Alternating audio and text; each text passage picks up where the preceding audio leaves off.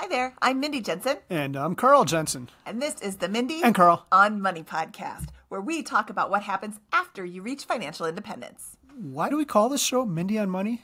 It's called Mindy on Money because Mindy isn't going to be on the moon anytime soon. Wait, I did buy you a ticket on a SpaceX rocket for a moon landing. Did you know that? Yeah, it's going to be great. Did you get me life insurance too? I did.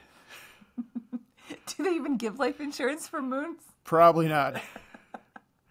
Okay, on this episode of the Mindy and Carl on Money podcast, Carl and I sit down and talk to Diania Merriam about moving from a scarcity mindset to one of abundance. It was such a good conversation. Everyone needs to listen to this. Diane has so much wisdom in this topic. But we also talk about EconoMe and Skyline Chili or Cincinnati Chili, which Mindy is a huge fan of. No, I'm not. But before we get started, let's take a quick break. In this episode, Diana shared a list of 6 books and also a discount code for EconoMe if you're interested in attending. Go to mindyonmoney.com/economy, and that's economy with an E on the end, to see the books and discount code. That's mindyonmoney.com/ECONOME. That's a weird thing to spell. It's like Mississippi. There's lots of vowels and consonants mixed in there. Yeah, you know what? We're going to throw you a bone, and we're also going to spell it economy the normal way and just redirect it to the correct page. ECONOME. It's almost like a palindrome, but it's not. Yeah, almost, but not quite. It's a weird word. It's a good word, though. Okay, let's jump in. Before we get into it, I want to start out with a very controversial topic that's near and dear to all 3 of our hearts for different reasons. You all have experience with this topic, although you 2 both have a longer history than me. Mindy's looking at me ominously. It is Cincinnati Chili, which I love, Oh. and you 2 do not. And Mindy first tried it like 20 years ago, right? Yes, it was more than, it was probably like 30 years ago. I was working for a woman doing graphic design, and there was a newsletter that is now defunct, probably because they recommended this vile garbage. But this whole entire newsletter was about Skyline Chili and this Cincinnati Chili, and they kept talking about how amazing it was. We were living in Chicago at the time, and my dad had some sort of conference in Atlanta that we drove to, because why fly when you can drive 26 hours or whatever? So we drove down there, and we took a detour back through Cincinnati so we could stop at this Skyline Chili, because I would not stop talking about it because this newsletter made it sound like it was just heaven in your mouth. And we all sat down, and there's like chili 3-way, chili 4-way, chili 5-way. And this is a family show. So 3-way means like with beans and cheese or onions or something. And 4-way means like there's more, they just pile more stuff on top of this chili. So we get it. And they put it on spaghetti too, which is like strange, but not the strangest part about this food. You take a bite and you're like, it's called chili, but where's the chili powder? It's like pumpkin spice chili. I've heard somebody call it that. They use nutmeg and cinnamon instead of chili. And if you think that sounds good, you're wrong. Diana went there on her first date, and she liked it so much that she is going to have it at her wedding. Can you believe that? No, you're getting the story wrong, Carl, and I've told you this story a million times because every time we record together, you bring up Skyline. I think you're obsessed. He is. I am. So you're going to have it very soon here because you're coming to Cincinnati, hopefully twice this year. First for EconoMe, and we are wearing the same shirt. Amazing. First for EconoMe, and second, you guys are invited to my wedding. So you're going to get multiple opportunities to have Skyline. So the story is that on my first date with my Midwestern gentleman, I had been living in Cincinnati for a year. I moved here from New York City, and I'm driving him home after our first date, and we pass like a billboard that was close to a Skyline. And I just pointed to it and was like, you know, I've never tried this. I've lived here for a year, never tried Skyline. And he's like, pull over right now. And so I watched this man house a like 5-way or whatever it was and like 2 conies, and I'm sitting there horrified. This was on our first date, and I will tell you, I really didn't think we were going to go on a second date. But I was like, we ended up going on a second date like two weeks later. But yeah, I was so grossed out by it, and he loves Skyline. Like his whole family loves Skyline. Every time his parents come in to visit, we all go to Skyline, and I ordered a salad. They have like one salad on the menu. And so the running joke with us is that I told him I will eat Skyline once a year on our anniversary. We consider our first date our dating anniversary because it's June 1st. And he has never exercised that right. We always end up doing something else, going out for a nice dinner that doesn't include gruel. So he's never exercised that right. But at our wedding, the late night snack is going to be cheese conies at like 10 p.m. The doors will open and the servers will descend upon us with trays of hot dogs covered in gruel with cheese on top. It's going to be fabulous. Really selling this wedding. Hopefully there's lots of porta potties. Oh, that's not this podcast. We're not talking about The excrement. kids will love that one, though. I'll give that to you, Carl. Bathroom humor, you cannot go wrong. Let's talk about something serious. I think the financial independence movement has a problem, and it's that we're always making excuses for ourselves. And what I always say is, and those excuses are things like, well, the 4% rule should be the 3.5% rule, or I'm just going to work one more year, or blah, blah, blah. We're always making excuses for why we can't do this thing instead of trying to figure out how we can do it.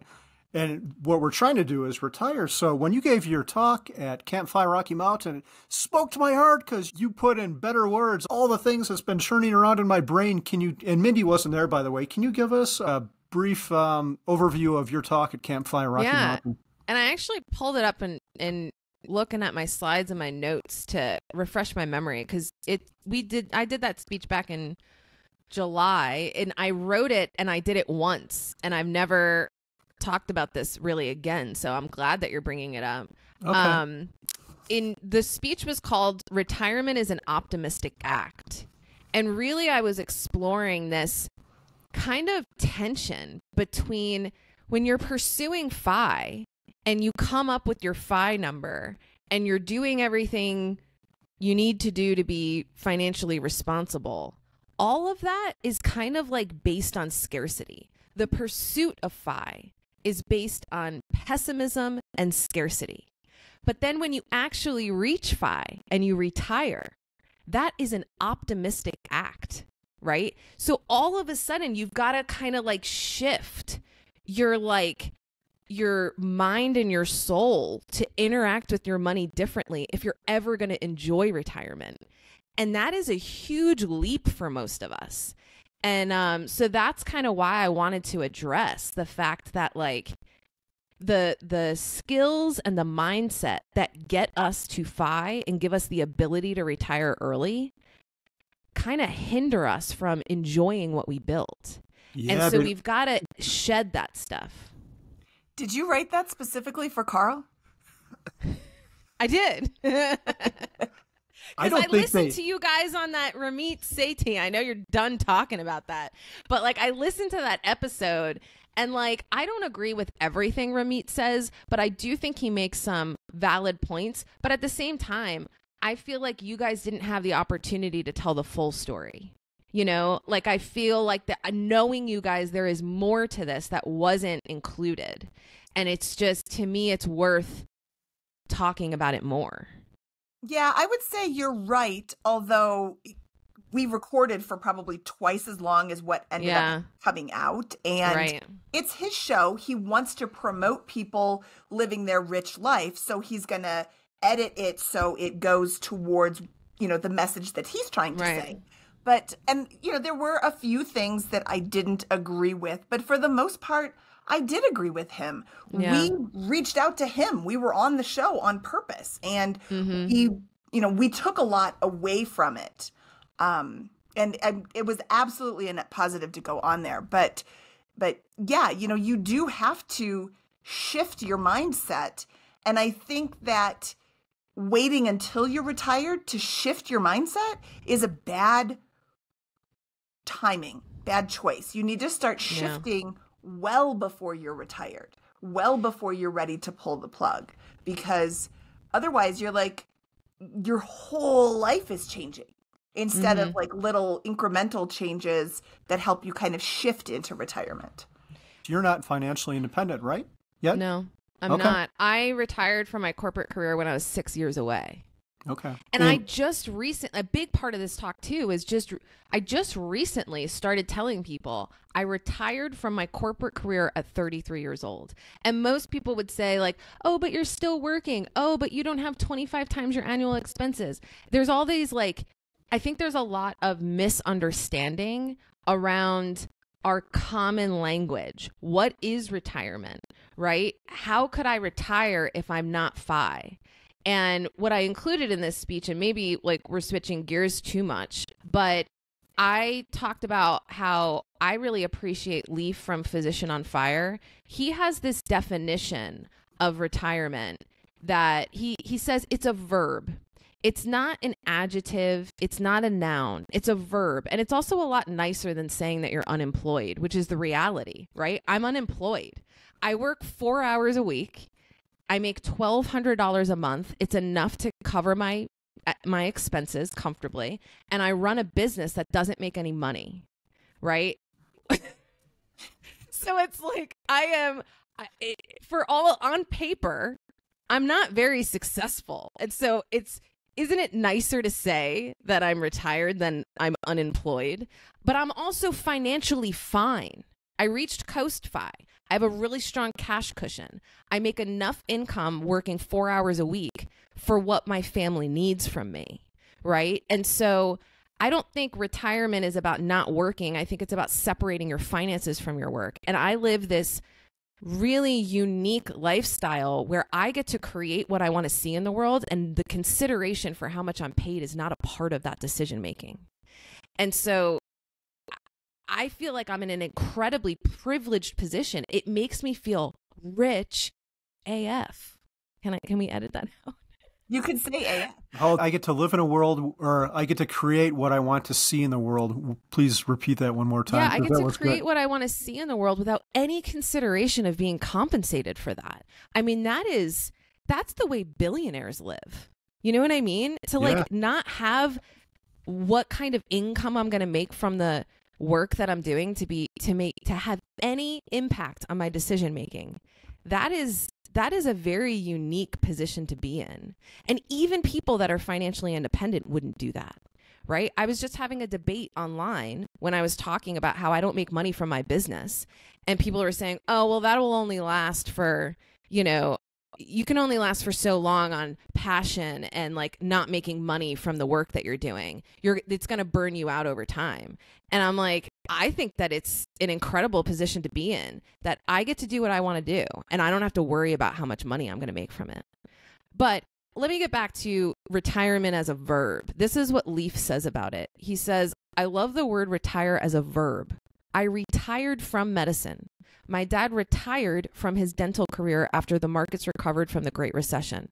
At some point, most of us will retire and start doing something different with our time.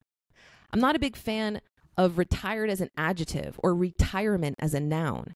People tend to get hung up on what a person can or can't do in retirement and still say that they're retired after they retire, right? So think about someone like Michael Jordan. He retired from basketball. Do we really think he's going to sit around and do nothing all day? No, he's going on to do other things with his life. And that's what I did. I retired from my corporate career, and now I'm exploring this robust world of fun employment where I get to do whatever work I want to do and I don't have to worry about being paid for it. That is like a very privileged, fortunate position to be in. Yet people look at the fact that I make $1,200 a month and that my business isn't profitable and they feel bad for me. That is laughable. That is just laughable. I am living the dream. And yeah, so anyway, I could go on. Well, and what's the worst that could happen? We were at Camp Fi 100 years ago with Joel from FI 180, and he has this quote that I have said so many times. He said, I left my job. What's the worst that could happen? I go back and get another job. My worst case scenario is everybody else's everyday life. Yeah. So, Diana, what's the worst that can happen to you? Your $1,200 a month job goes away? What would you do? How easy is it to replace $1,200 a month?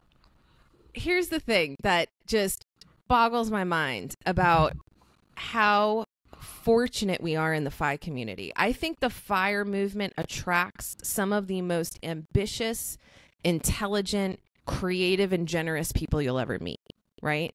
That are so successful and talented. And so, and it's going to sound very arrogant for me to throw this out here, but I am not unique of the kind of person in the FIRE movement. I meet people every day with very impressive careers. And when I think about my corporate career, I made my clients $50 million in my corporate career. I was a salesperson. The idea that I can't figure out how to make more money is laughable. It's laughable because my sense of security is not in that $1,200 I'm making every month. My sense of security is not in my investment portfolio or my net worth. My sense of security is in my talents, my skill set, my relationships, my intellect, my sense of humor. I can leverage all of that to make more money. And the fact that I have time and space in my life to invest in a rich inner world opens up the floodgates of creativity, right? I think most people in the FIRE movement their issue is not money. It's lack of imagination, right? And so if I need to make more money, bring it on. I'll think of something. I'm launching 2 things this year, actually, to make money because the economy isn't working the way that it is. It's not financially sustainable over the long term. And I'm not able to drum up enough sponsorship dollars to make it financially sustainable. And honestly, I hate that work. I was a salesperson. I know how to do it. I don't like it. I don't like cold calling anymore. I don't like begging people to answer me and to write me a big check. I don't want to do it anymore. If I can outsource it, awesome. If anyone's listening to this and they want to sell sponsorship to the EconoMe conference, I have a deck for you. I have pitch emails for you, and I have a prospecting list for you. I have done all the work to set you up to go out and hustle. So if you want to do that, contact me, okay? But I don't want to do it. I'm done. I'm done with that part of my life. And so there are other ways that I'm going to make income in terms of I'm launching a mastermind at the next conference. I'm looking at public speaking for corporations locally here in Cincinnati to encourage their employees to take full advantage of their retirement offerings. I'm a perfect example of someone that fully leveraged the opportunity with my retirement plan. I fully funded it for 5 years and retired at 33. Right. And I'm not saying that I'm not trying to convince their employees to do that. Just contribute enough to the match. If I can get them to do that, if I can inspire them to do that, imagine think about how much corporations spend on employee enrichment. And yet financial insecurity is their number one concern. So I can help with that. And corporations in Cincinnati have big, deep pockets to pay me in order to do that kind of speaking. So I don't need to do work that I don't want to do on selling sponsorships with EconoMe because I can subsidize the income that I need for EconoMe in other ways that are more fun for me. And that's what I'm exploring. Now, that is a creative solution that I came to because I've invested a lot of time and energy on developing intrinsic motivation, a deep interconnectedness with myself to be able to have the creativity to come up with these kind of solutions. I love EconoMe. And when I first met you, Diana, I have to admit that I didn't believe in you like I should have. And it was partially a lack of confidence because you said, oh, you should come speak at my thing and there's going to be hundreds of people. I'm like, why? This lady's crazy. Why would she want me? You're not alone in that, by the way.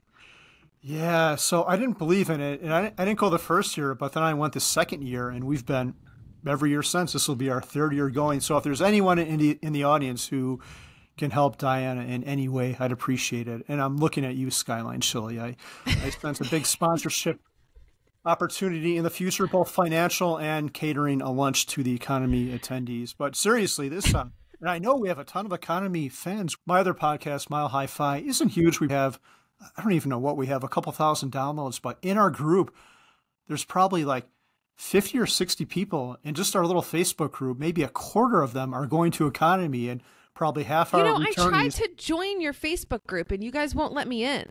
Oh, am I in there? Yeah, we have a whole thread just devoted to EconoMe and all the planning that we're doing for it. Let me in, Carl. I will. I don't know why that happened. I must have missed you in Facebook, but I will. Or send maybe you it an could invite. be I like turned off all of my alerts. Maybe I'm in it and I'm just not getting alerts. But no. Yeah, join the group. It's like prompting me to join. Look, Okay. Okay, I Yeah. just pressed it. It says it's pending. So let Okay. me in. And the crazy thing about it is, I didn't even start half this stuff up. It was other people within the Facebook group that said, I'm going to EconoMe. Let's arrange meetups there. I love Cincinnati too. I'm a Midwestern person, so I'm probably a little bit biased, but it's great. I think you're almost sold out, but not quite.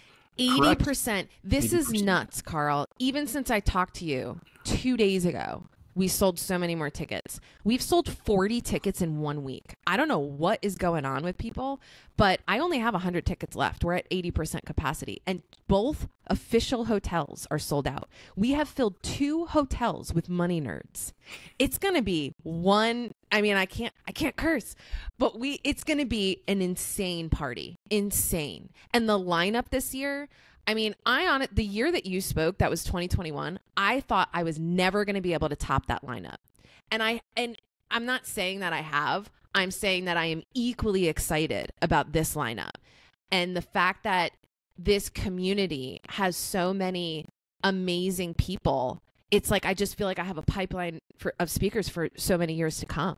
I'd like to tie some of this together. A lot of people have this scarcity mindset that we talked about. And I think some of that comes from just lack of community. People stew around, they go on the internet. It's like having a pain and then you go on WebMD and within 5 minutes you've convinced yourself you have cancer. You can think about your money numbers and then do some internet searches and find 5,000 articles that are going to tell you that the 4% rule is going to fail and you'll be broke and living in a box within 5 years after implementing it.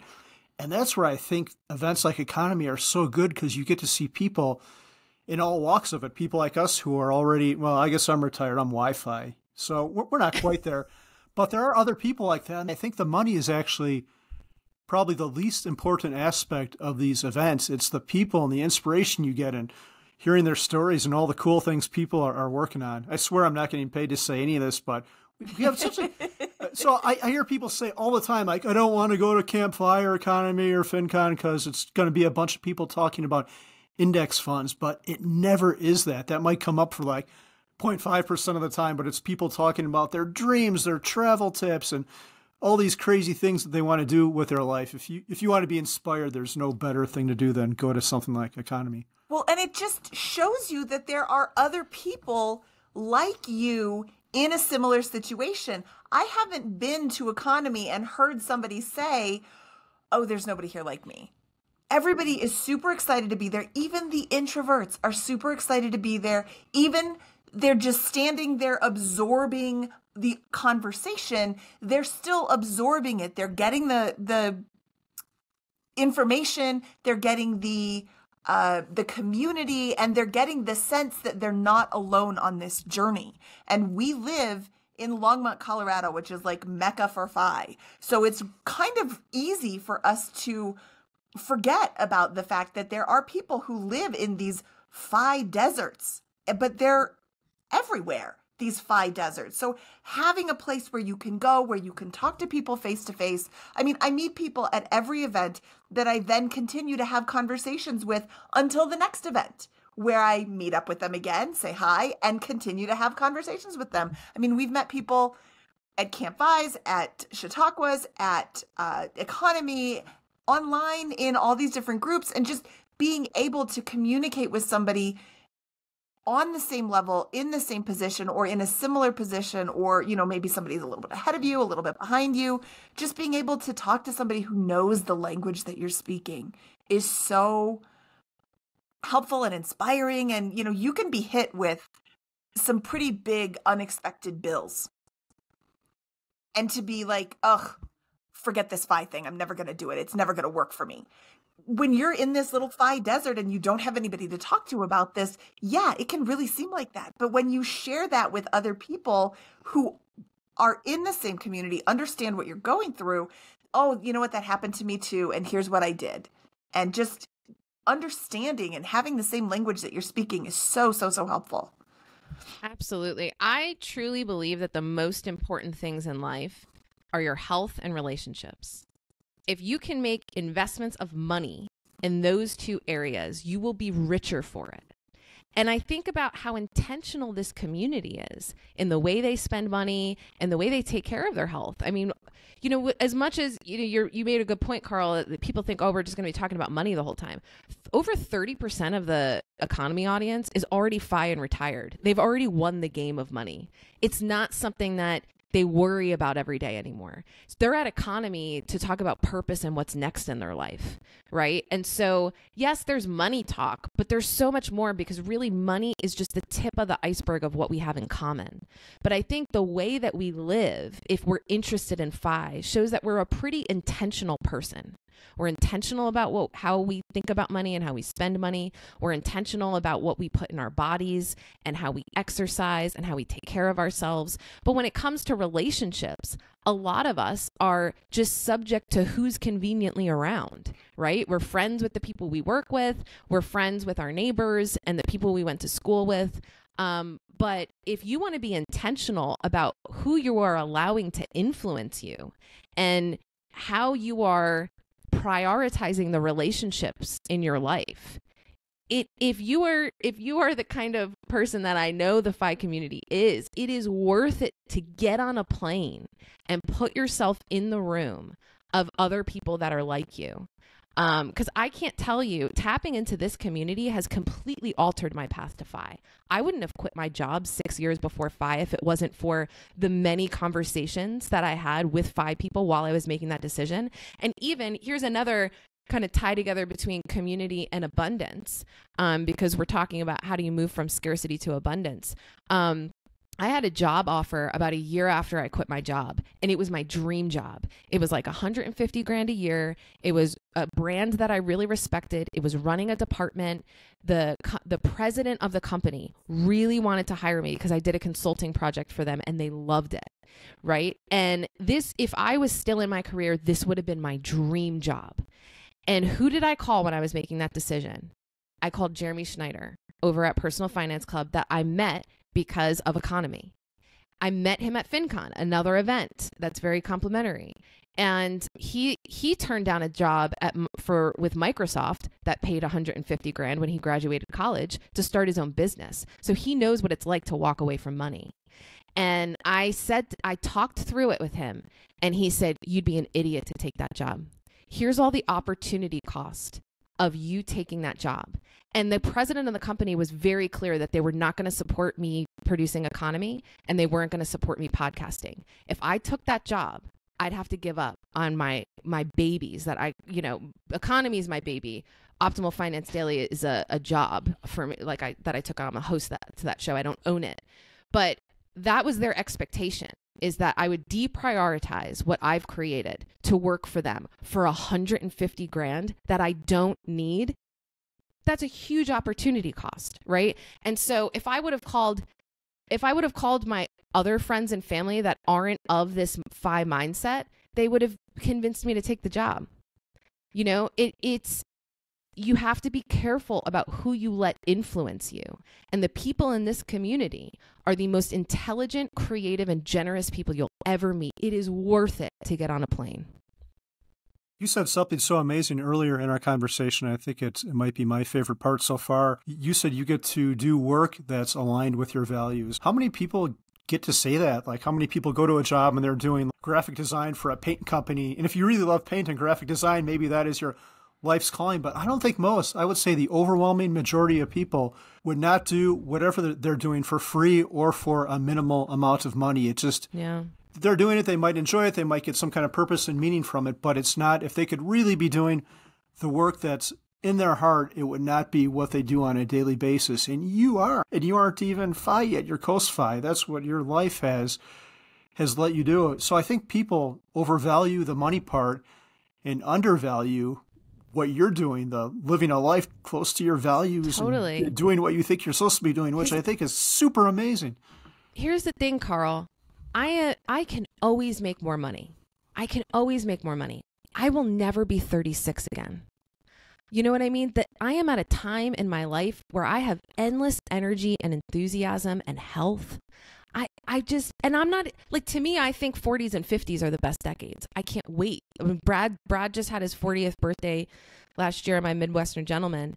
And I mean, we celebrated big time for that, because I just think I love the 40s and 50s. My friends that are in those decades, to me, it's unbelievable. So, and I'm not even there yet. I'm not even at the most exciting time of my life. And it's already so good, you know? And so I look around at the FI community and the people who share their numbers with me, and I am surrounded with people that have so much more money than me. And they look at their bank accounts and all they feel is fear.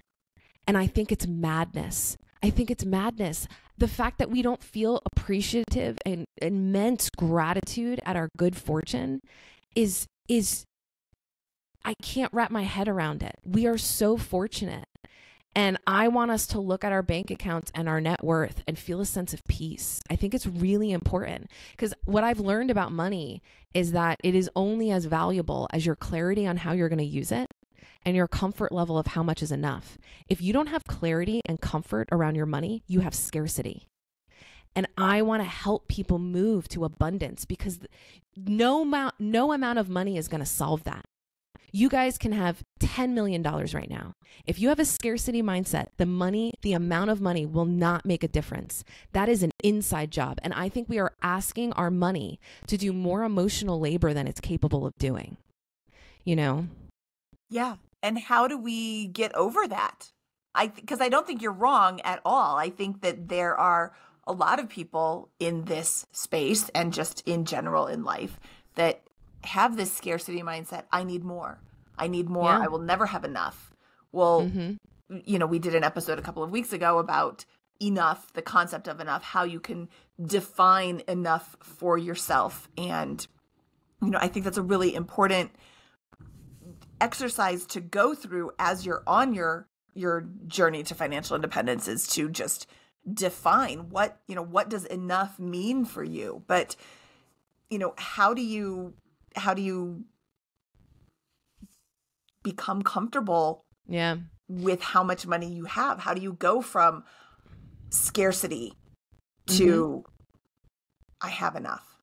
So here's the thing. And one of the things I disagreed with when I was listening to Ramit on that podcast episode with you guys, he presents it as just spend more money. Just let yourself do it. And sure, you can do that, right? Like, you can swipe the card and you can spend the money. But if you're doing it begrudgingly, if the emotions behind it are still rooted in scarcity, you're taking the action, but you're not getting the benefit, the emotional benefit of spending money. You need to spend money willingly and joyously, right? And you're not going to get there by just forcing yourself to take the action. So I don't think the solution is just spend more money. I think the solution is deep inner work. And when I did this speech, I gave a list of like 4 or 5 books that have contributed to me shifting my mindset. You shift your mindset the way you shift the way you feel in your body. It's through deliberate action every single day and being very intentional in what you ingest mentally, right? Just like physically, when you want to lose weight or get better physically, you're very intentional about what you ingest and how you exercise and how you behave. Same thing with mindset stuff. What you're reading, what you're listening to, the people you're surrounding yourself with, that's how you shift mindset. If you have to be really intentional about that. And I think books are super helpful. So there is, and I want to look at actually the list of books that I recommended during this talk. When I talk about scarcity, I talk about these specific books.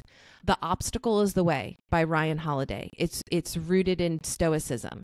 And that to me is a really empowering book, because you are going to face obstacles in your life and with your money.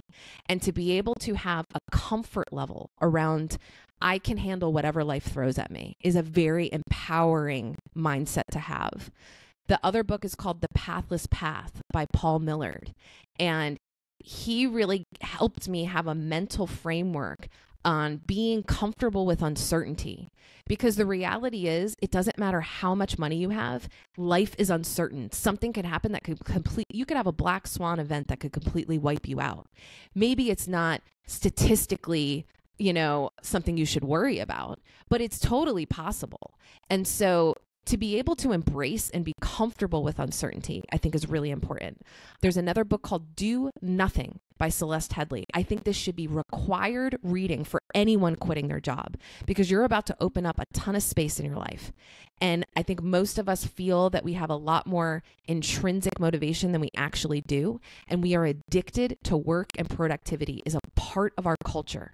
You have to shift your mindset around that, and you have to allow yourself to rest. Really allow it. Learning how to relax, that's a skill set. That is something that you train for. I do yoga nidra every day to train my body to let go of tension and relax. So that book, Do Nothing, I think is required reading for the FIRE movement. And then these next 3 books are going to be a little out there for people. But if you're really serious about shifting your mindset, this is your extra credit. It's Not Your Money by Tasha Silver. That's about divine abundance. The Universe Has Your Back by Gabby Bernstein. And Sacred Rest by Sandra Dalton Smith. If you read those 6 books and tell me that your mindset hasn't shifted, I would be shocked. Super cool. There's 2 more things I want to say, and then we'll wrap it up here. Diana, I know I've harassed you about this multiple times, and I'm going to continue to harass you about it until you actually do it. I know EconoMe is not about you, but you need to get on the stage and give some of this talk to the EconoMe audiences. 5 minutes, maybe have someone interview you. But this is, I know. Oh, yeah, it's coming. Okay, I mean, I do an opening presentation, and I'm launching a mastermind program for 9 people at the next. I'm 9 people only, and you have to apply to get into it. And so I'm going to talk about this stuff around moving from scarcity to abundance and invite people to apply to this mastermind. So yeah, you are going to see a lot of this content on the main stage at EconoMe for sure. Awesome.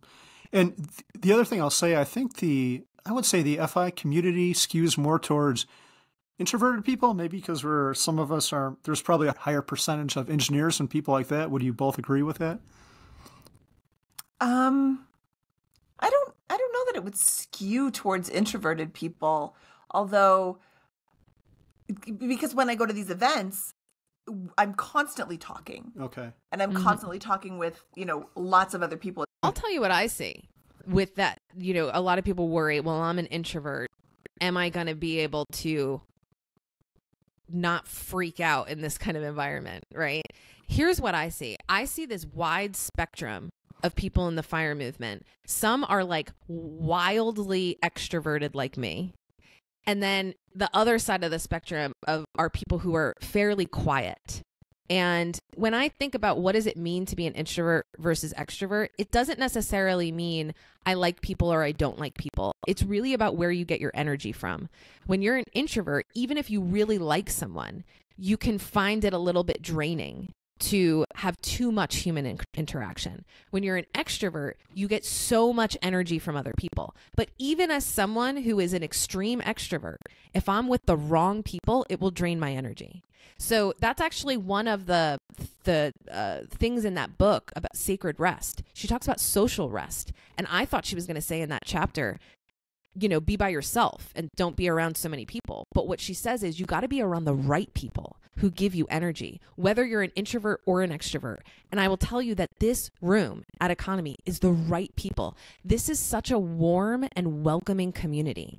And I feel it when I'm on stage. Like, I'm so sleep deprived up there, and I'm so there's so many things running through my brain, and I get up in front of that audience and I can feel how warm and welcoming they are. And I get so much energy from that. It's like, there's a lot of love in that room. There really is. And everyone is rooting for each other because most of us are so self-sufficient that we don't need anything from anyone else. We're there to give. And you feel it. You feel it in the room. Even people that I know that are like, those negative Nancys where you're just like, oh, you're so draining every time I talk to you. I know people like that go to the EconoMe conference and all of a sudden they're super warm. And it's because they're so influenced by the energy in that room. So if you're an introvert and you're worried about that, that's totally valid because you've been in rooms that have drained you. But I would challenge you that your growth happens outside your comfort zone. And if you come to EconoMe and you find that you're uncomfortable, there will be opportunities for you to restore your energy, right? You got to take care of yourself when you're in these kind of big events. I get that. But I just think you should give it a try, right? And if it's not for you, then it's not for you, but you will never know unless you try. The one other thing I was going to say is I feel you because I am an introvert, and I'm the person at a wedding Mindy and I went and sat in the car for a while because I couldn't take all the people. So I am the person who has stood against the wall, like looking down at my feet.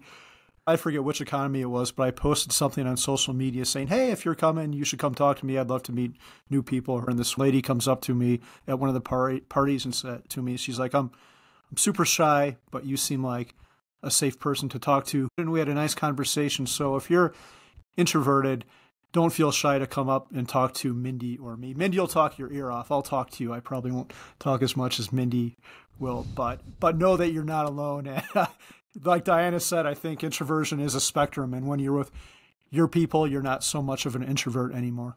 Yeah, when you see him at EconoMe, you're going to be like, you're an introvert, really? I lose my voice. I have to have lozenges or else my voice goes away. I become an extrovert. I'm an economy extrovert, econovert. I don't know. We'll think of a word.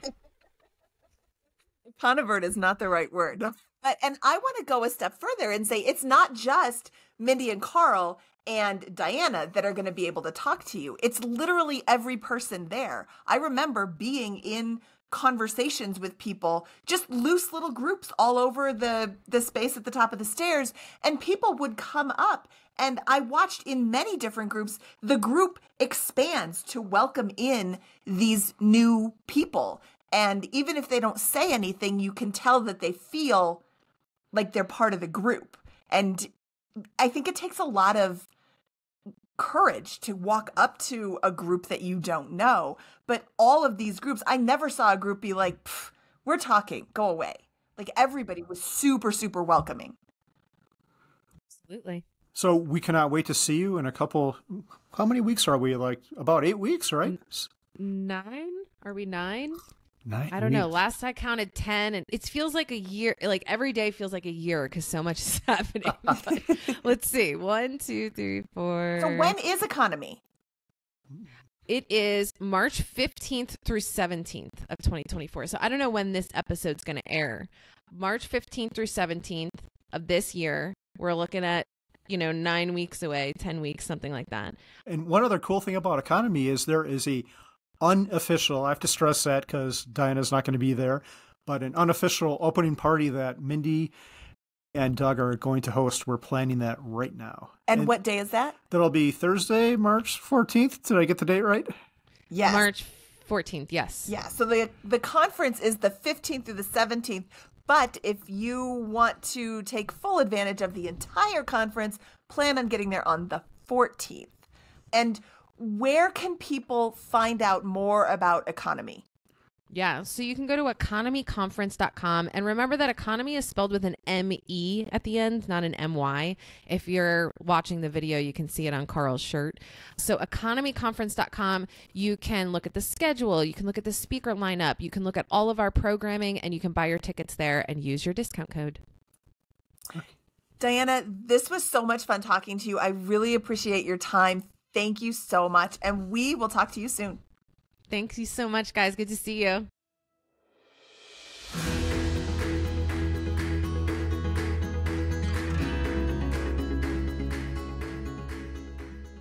And then you start the show. Yeah, I know. Are you serious? We can't curse? You can. We just might bleep you out. Oh, that's okay.